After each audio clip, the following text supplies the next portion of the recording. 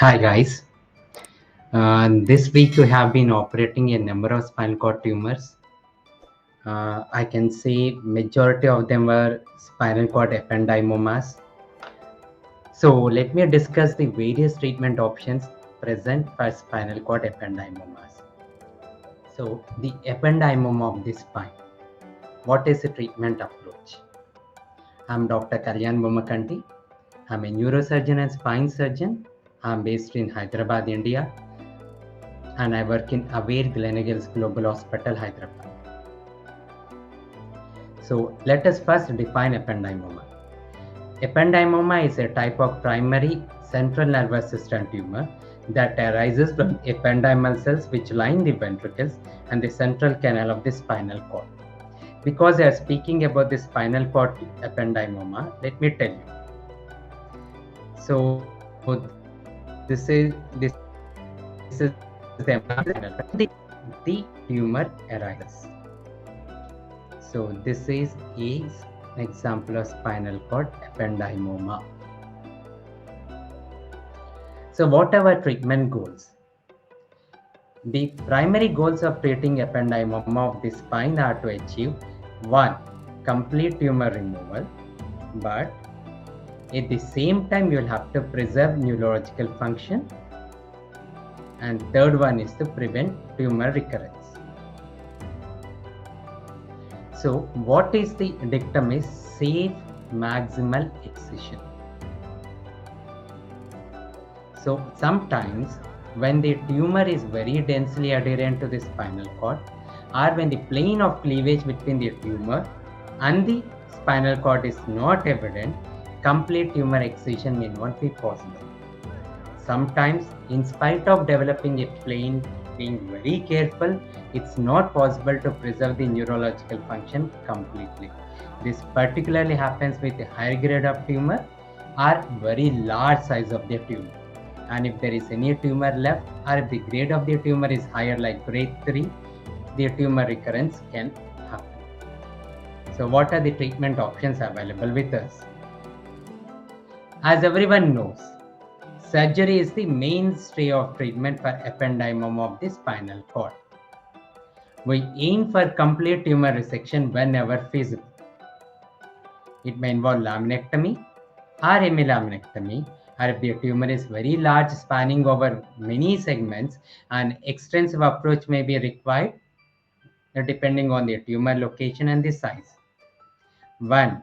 A large amount of laminectomy or a wide laminectomy removing the facets is done. A spinal fusion may be required to stabilize the spine after tumor removal.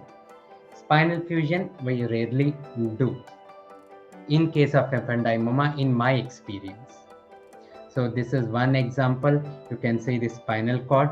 This is well-defined circumscribed tumor, grayish color, vascular. This is being removed with help of various microsurgical instruments. Radiation therapy, it has a role, but it's never the primary treatment. Very rarely it's a primary treatment. Usually it is used in conjunction with surgery. It is typically delivered post-operatively to the tumor bed and the surrounding areas to target any residual tumor cells and reduce the risk of recurrence. Chemotherapy is not typically used. It is used especially for recurrent tumors or metastatic tumors. And the commonly used chemotherapy therapeutic agents include vincristine, cisplatin, and etoposide. Rehabilitation plays a crucial role in the overall management of patients with ependymoma of the spine.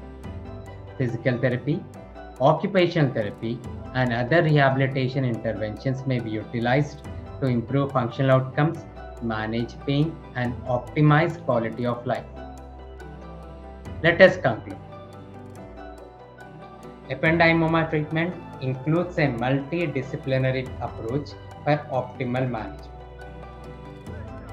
Treatment options include surgery, which is a primary choice, radiation therapy, which is given for residual tumor, or are to prevent tumor recurrence, chemotherapy, which is given for recurrent tumor or metastatic tumor. But treatment, in addition to maximal excision, it also involves preserving neurological function and preventing a recurrence.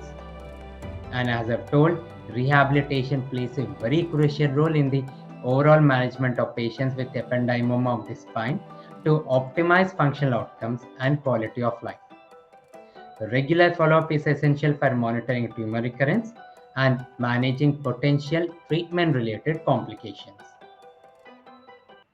Thank you, and do not forget to take the advice of a proper healthcare qualified professional before you embark on treatment. This presentation of mine is mainly for my colleagues, my juniors, my students to understand this treatment. And if you are a patient or an relative of a patient or a colleague of a patient or a friend of the patient, do consult a neurosurgeon or a spine surgeon near to you, because the treatment for each patient is different. Thank you, and do subscribe to this channel and share the video with people who may get benefited from this.